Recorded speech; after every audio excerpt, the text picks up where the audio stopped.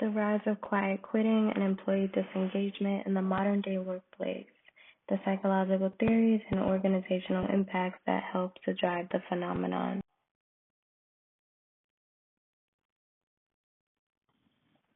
Quiet quitting emerged in 2022 as a fad throughout social media. It became a phenomenon overnight and catapulted behaviors of disengagement within the workforce immediately after. Quiet quitting is a collection of behaviors of employees who only fill the minimum requirements of their roles and avoid any extra effort or engagement.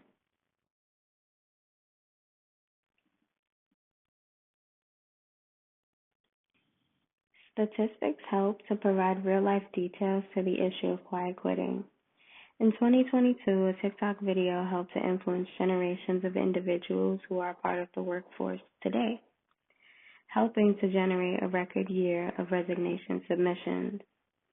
Employees started experiencing less resilience with job demands and lost ways of coping with stress from work. Research reported that by 2025, a majority of employees within the workforce, 81% to be exact, have had it to some degree in relation to their jobs and reported feeling overwhelmed. 30% of workers either resigned or changed jobs during the first year of the pandemic. The issue is widespread across the world. Another 30% of employees in the Philippines resorted to quietly quitting. And in China, specifically Chinese vocational colleges, are experiencing concerns among their teaching staff and quiet quitting behaviors emerging as a result of taking on high workloads. Zhou et al. 2025. This idea that we should reserve our best selves from work in response to feeling undervalued is humanistic. We can see that in how the phenomenon is taking place all over the world. We disengage from everyday stressors and have found a way to validate doing the exact same thing at work. This is a new age of professionalism.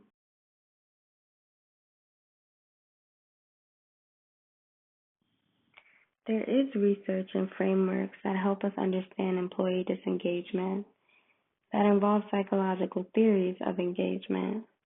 Theories such as William Kahn's, who is a pioneer in employee engagement theories and IO psychology. He observed that people are constantly bringing in and leaving out various steps of themselves during the course of their work days. This is an exact and direct quote from his work in 1990 on employee engagement. It's interesting to understand that our self-coding when it comes to work versus home might be impacting our ability to cope with the emotions both may or may not startle within us.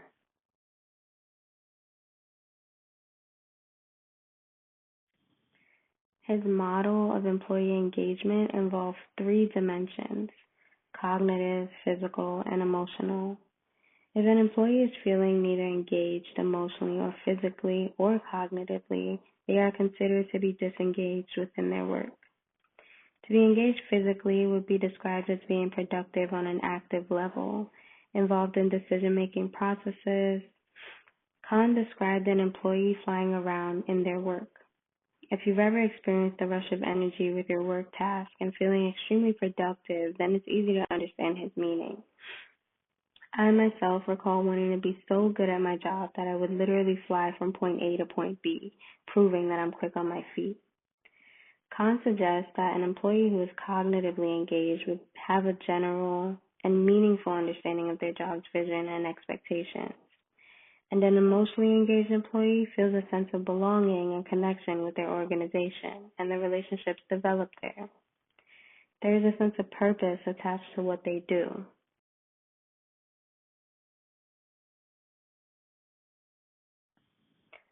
Another example of a theoretical framework that helps understand disengagement is self-determination theory, which states that personal growth and development rely heavily on self-directed influences. An employee who experiences autonomy, competence, and relatedness.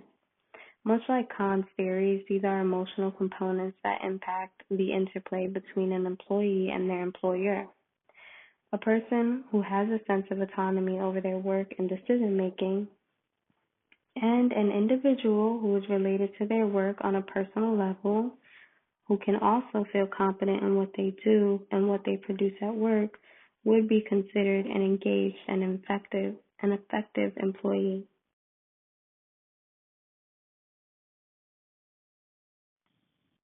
Influencers of employee disengagement include feelings of being burnt out, overwhelmed with workloads, underappreciated and undervalued, having little to no flexible work-life balance, experiencing loss of motivation and connection to your job. These are just a few factors, and they all vary so greatly, but all impact the individual just the same.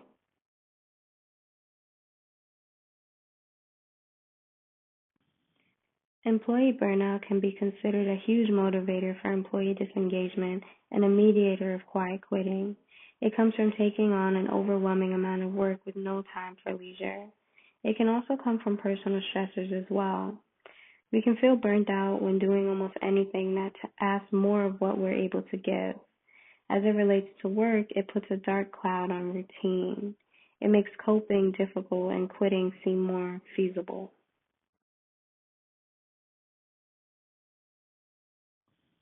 Research on employee engagement and ways to avoid disengagement go all the way back to the 1950s. The introduction of social exchange theory that basically defines the I scratch your back, you scratch mine mentality as it pertains to the workforce. We engage in relationships that are beneficial to us. This is human nature. These can be observed in how we decide to engage with work. Is what I'm doing in my best interest? In the 1970s and 1980s, with the previously mentioned social determination theory, that again describes how certain factors hinder our motivation, whether it be internally or externally. And lastly, Kahn's model of engagement within the 1990s.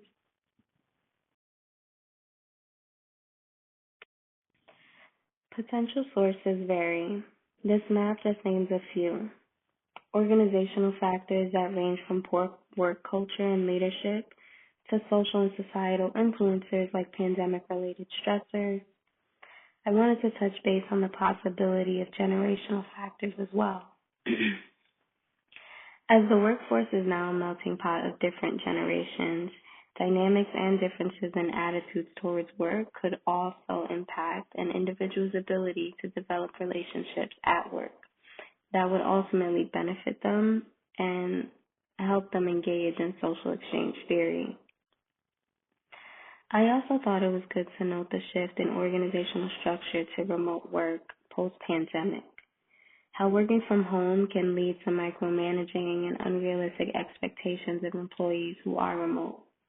I can say from personal experience that organizations tend to expect more from the employee who works from home, assuming distractions are limited and work should be easier, but this is in no way true.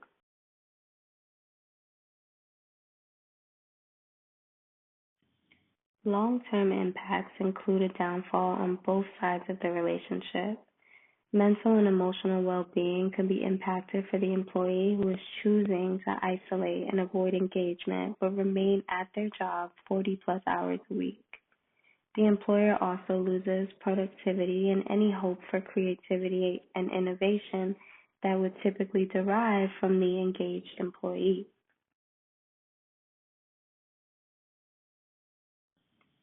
So what can we do about it? Organizations can research and develop new ways of combating disengagement in the workplace.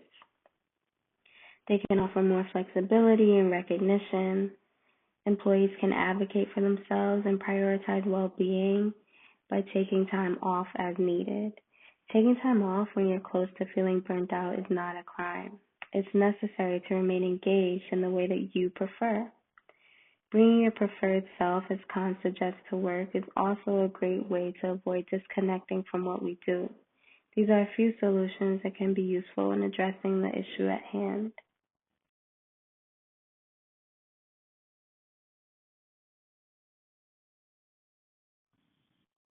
Final reflections.